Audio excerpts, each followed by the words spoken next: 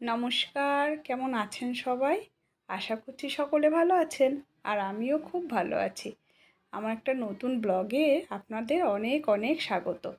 আজকে সকাল 6টা থেকে মোটামুটি 9:30 পর্যন্ত আমার কী কর্মব্যস্ততায় থাকি আমি, সেটাই আপনাদের সঙ্গে তুলে ধরছি।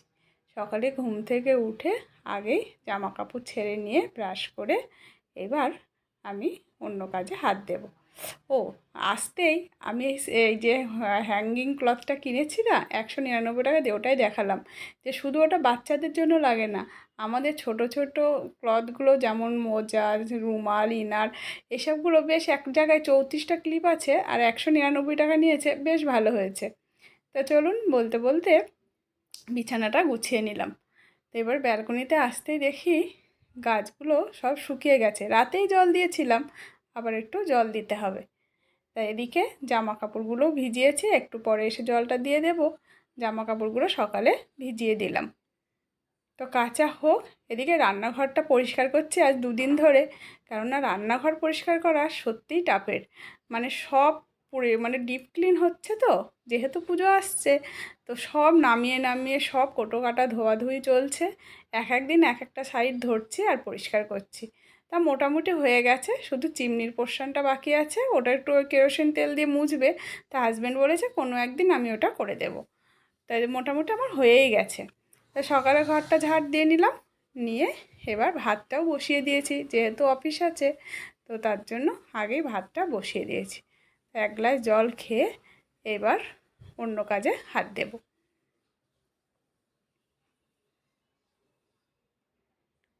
তাই একটু চা করে নিই। আর হাজব্যান্ড গেছে লাফিং ক্লাবে, ও এসেও চাটা খাবে, টাইমও হয়ে গেছে, প্রায় 7:30টার মতো বাজে। এদিকে ভাতটাও হয়ে গেছে, চাটা সেঁকে নেব আর ভাতের ফ্যানটা ঝরিয়ে নেব। তো চাটা হয়ে গেছে, নিয়ে নিই। তো হাজব্যান্ড এসেও গেছে, দরজাটা খুলে দিয়ে আসি আর চাটা রেখে আসি। আর পেপার দিয়ে গেছে, এসে এই সময় একটু পেপারটা দেখে নেয়। তো আমি চা খেয়ে উঠছি, হাজব্যান্ড তখন চা খাচ্ছে এসে। তা আমি তরকারি কাটতে বসে গেলাম। তা পটলটা আমি ছাড়াচ্ছি, হাজব্যান্ড বলছে দাঁড়াও। এই একটা আমার হাজব্যান্ডের খুব ভালো জিনিস।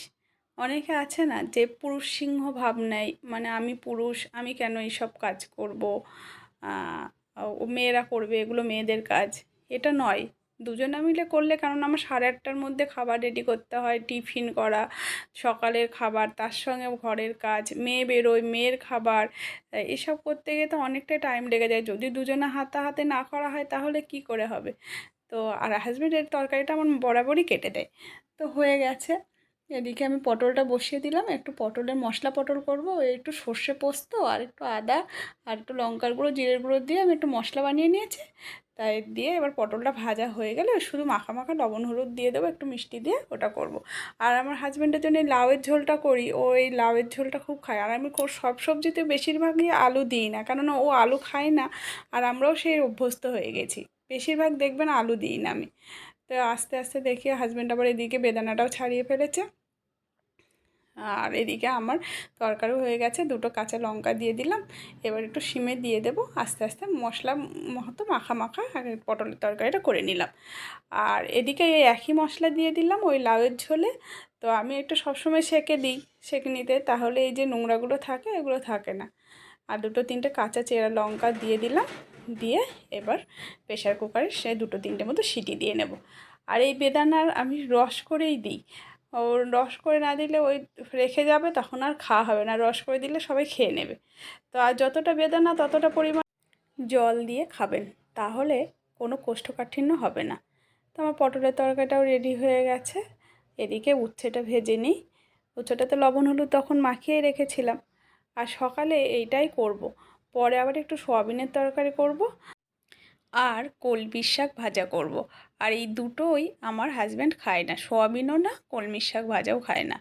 তো এদিকে হাজব্যান্ডের জন্য একটু টিফিন বানাচ্ছি, একটু জিরে ফোড়ন দিয়ে দিলাম, দিয়ে এই যে সাফলা মশলা ওটসটা, ওটা একটু হালকা ভেজে 2টো চেরা কাঁচা লঙ্কা দিয়ে, এতে তো সব দেওয়া আছে, শুধু সিদ্ধ হয়ে গেলে নামিয়ে নেব।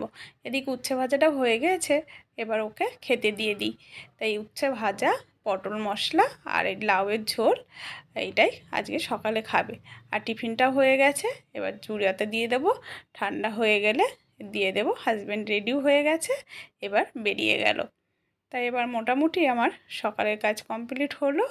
এইবার আমি একটু রেস্ট নেব, নিয়ে তারপর ওই ওটসটা করে রেখেছি একটু খেয়ে দেবো। আর মেয়েও আজকে বাড়ি আছে, তা ও বলেছে আমাকে ছাতুর শরবত করে দেবে। ও সকালে বেশি কিছু খেতে চায় না, তাই একটু ছাতুর শরবত করে দেবো। তা চলুন, এখন বাজে 9:35। এবার ওকে একটু ছাতুর শরবত দিয়ে আসি। তো আজকে ব্লগটা কেমন হলো অবশ্যই জানাবেন, ভালো লাগলে লাইক শেয়ার কমেন্টস করবেন। সবাই সুস্থ থাকবেন, সাবধানে থাকবেন। দেখা হচ্ছে অন্য কোনো ব্লগের সঙ্গে। বাই।